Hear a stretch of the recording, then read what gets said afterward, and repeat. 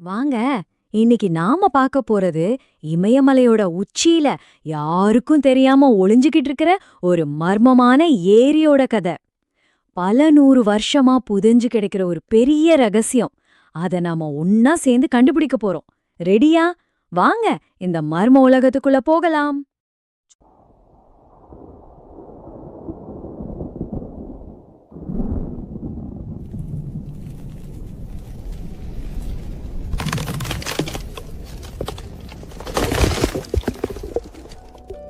கண்ணை மூடி ஒரு நிமிஷம் யோசிச்சு பாருங்களேன்.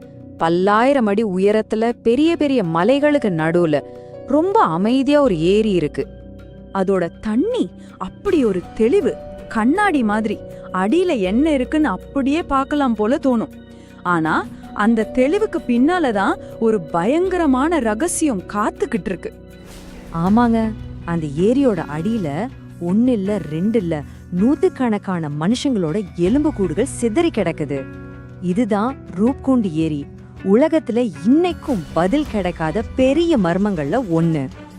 இங்க எந்த போரும் நடந்ததா தெரியல, யாராவது கொன்னு போட்டதுக்கான அடையாளமும் சுத்தமா இல்ல. அப்படின்னா ஒரே இடத்துல இவ்வளவு பேர் எப்படி செத்து போனாங்க? இந்த ஒரு கேள்விக்கு பதில தேடிதான் நம்மளோட இந்த முழு பயணமும் இருக்க போகுது. சரி, முதல்ல இந்த மர்மம் எப்படி வெளி உலகுக்கு தெரிஞ்சதுன்னு பாப்போமா? வாங்க கதை ஆரம்பிச்ச இடத்துக்கே போவோம். அதாவது 1940களுக்கு. இந்த ரூப்குண்ட் ஏரி நம்ம இந்தியால உத்தரகாண்ட் மாநிலத்துல இருக்கு.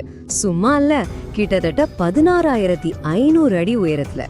1942ல ஒரு பிரிட்டிஷ் ஃபாரஸ்ட் ஆபீசர் கோடை காலத்துல பனியெல்லாம் உருகி இருந்தப்போ தற்செயலா அந்த பக்கம் போயிருக்கார். அப்போதான் ஏரிக்கரையில சிதறி கிடந்த அந்த எலும்பு கூடுகளை பார்த்து அப்படியே ஷாக் ஆயிட்டார். அது 2ஆம் உலக போர் நடந்துகிட்டு இருந்த நேரம் இல்லையா? அதனால எல்லாரும் என்ன நினைச்சாங்கன்னா, ஒருவேளை ஜப்பான் வீரர்கள் ரகசியமா இந்தியாக்குள்ள நுழைய முயற்சி பண்ணி இங்க இருக்கிற மோசமான காலநிலையில மாட்டி செத்து போயிருக்கலான்னு. ஆனா உண்மை என்னன்னா, அதுக்கும் இதுக்கும் சம்பந்தமே இல்ல. நிஜ கதை இதை விட ரொம்ப பழமையானது, ரொம்ப விசித்திரமானதும் கூட. பல வருஷங்கள் கழிச்சு மாடர்ன் சயின்ஸ் உள்ள வந்தது. அப்போதான் இந்த மர்மத்தோட அடுத்த கட்டம் தொடங்குச்சு. இப்போ அந்த எலும்புகளே பேச ஆரம்பிச்சுது. அதுங்க யாரு, எங்கிருந்து வந்தாங்கன்ற கதைய சொல்ல தொடங்குச்சு. நம்ம தடயவியல் நிபுணர்கள் இருக்காங்க இல்லையா, அவங்க கார்பன் டேட்டிங், டிஎன்ஏ அனாலிசிஸ் மாதிரியான ஹைடெக் விஷயங்களை எல்லாம் பயன்படுத்தினாங்க.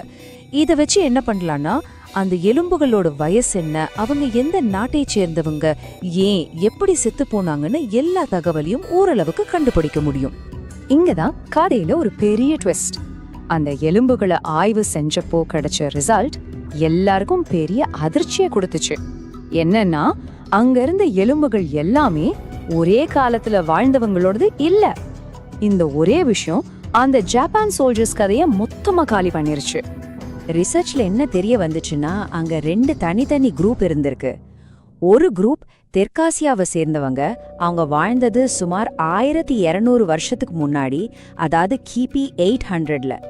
இன்னொரு குரூப் ஐரோப்பாவை சேர்ந்தவங்க, அவங்க வாழ்ந்தது வெறும் 200 வருஷத்துக்கு முன்னாடி தான். இப்ப யோசிச்சு பாருங்க, ஒரே இடம், ஆனா 1000 வருஷ இடைவெளியில 2 வேற வேற குரூப், 2 பேருமே ஒரே மாதிரி எப்படி செத்து போனாங்க? மர்மம் இன்னும் ஜாஸ்தி ஆகுது இல்லையா? சரி, இப்போ ரொம்ப முக்கியமான கேள்விக்கு வருவோம். இவங்க எல்லாரும் எப்படிதான் செத்தாங்க? திரும்பவும் அதே கேள்விதான் நம்ம முன்னாடி நிக்குது. கத்தி இல்ல, துப்பாக்கி இல்ல, எந்த ஆயுதமும் இல்ல. அப்புறம் எப்படி இவ்ளோ பெரிய கூட்டம் ஒன்னா இறந்து போக முடியும்? இதுக்கு பின்னாடி என்ன காரணம்? தடயவியல் நிபுணர்கள் அந்த மண்டையோடுகளை எல்லாம் எடுத்து ரொம்ப உன்னிப்பா கவனிச்சாங்க. அப்போ ஒரு ஆச்சரியமான விஷயம் தெரிஞ்சுது. எல்லா மண்டையோடுகள்லயும் ஒரே மாதிரி தலையோட உச்சி பகுதியில மட்டும் சின்னதா ஆனா ஆழமான விரிசல்கள் இருந்திருக்கு. உடம்புல வேற எங்கேயுமே காயமே இல்ல. இதுல இருந்து ஒண்ணு மட்டும் தெளிவா புரியுது, அவங்கள தாக்கியது எதுவா இருந்தாலும் அது நேரா மேல இருந்து தான் வந்திருக்கு. ஆமா, நீங்க நம்பினாலும் நம்பாட்டியும் விஞ்ஞானிகளோட முடிவு இதுதான். அவங்க எல்லாரையும் கொன்னது ஒரு திடீர் பயங்கரமான பிரம்மாண்டமான ஆலங்கட்டி மழை. சும்மா யோசிச்சு பாருங்க, கிரிக்கெட் பால் சைஸ்ல ஐஸ் கட்டிகள் புல்லட் மாதிரி வேகமா வானத்துல இருந்து கொட்டுது. அந்த மழையில ஒளிஞ்சுக்க ஒரு மரம் கூட இல்ல, ஒரு பாறை கூட இல்ல. தப்பிக்க வழியே இல்லாம அத்தனை பேரும் அந்த இடத்துலயே பரிதாபமா இறந்து போயிருக்காங்க. சயின்ஸ் ஒரு பக்கம் இப்படி ஒரு விளக்கத்தை சொன்னாலும் அந்த பகுதியில வாழ்ற மக்கள் தலைமுறையா நம்புற ஒரு புராண கதையும் இருக்கு. அதாவது இந்த ஒரு மர்மத்துக்கு 2 விதமான பதில்கள் இருக்கு. ஒரு பக்கம் மண்டையோட்ல இருக்கிற காயங்களை ஆதாரமா வச்சு சயின்ஸ் சொல்ற ஆலங்கட்டி மலை தியரி. இன்னொரு பக்கம் உள்ளூர் மக்கள் சொல்ற கதை. அது என்னன்னா, நந்தாதேவி மலைக்கு யாத்திரை போன ஒரு ராஜா தெய்வத்தை அவமதிச்சிட்டாராம். அதனால கோவமான நந்தாதேவி ஐஸ் கட்டிகளை மழையா கொட்டி எல்லாரையும் அழிச்சிட்டாங்கன்னு சொல்றாங்க. சரி, இத்தனை கதை இருக்கிற அந்த ரூப்குண்ட் ஏரி இன்னைக்கு எப்படி இருக்கு, அதோட முக்கியத்துவம் என்னன்னு பாப்போம். இன்னைக்கு ரூப்குண்ட் ஒரு ரொம்ப சேலஞ்சிங்கான ட்ரெக்கிங் ஸ்பாட். இப்போ இருக்கிற கிளைமேட் சேஞ்ச்னால பனியெல்லாம் உருகி இன்னும் நிறைய எலும்பு கூடுகள் வெளியில தெரிய ஆரம்பிச்சிருக்கு. இந்த இடம் சயின்ஸும் புராணமும் ஒன்னா சந்திக்கிற ஒரு அதிசயமான இடமா இருக்கு. அது மட்டும் இல்லாம இயற்கை எவ்வளோ சக்தி வாய்ந்தது, அதுக்கு முன்னாடி நம்ம எவ்வளோ சின்னவங்கன்னு நமக்கு ஞாபகப்படுத்திக்கிட்டே இருக்கு. சுருக்கமா சொல்லணும்னா, ரூப்குண்டுங்கிறது வெறும் ஒரு ஏரி மட்டும் இல்ல, அது பல நூற்றாண்டுகளோட மர்மத்தை தனக்குள்ள புதைச்சு வச்சிருக்கிற ஒரு அமைதியான கல்லறை. அப்போ அங்க நடந்தது இயற்கையோட கோபத்துல நடந்த ஒரு விபத்தா, இல்ல புராணங்கள் சொல்ற மாதிரி ஒரு தெய்வீக தண்டனையா? இந்த கேள்விக்கான உறுதியான பதில் இன்னைக்கும் அந்த பனிமலைகளுக்குள்ளதான் எங்கேயோ புதைஞ்சு கிடக்கு. நீங்க என்ன நினைக்கிறீங்க?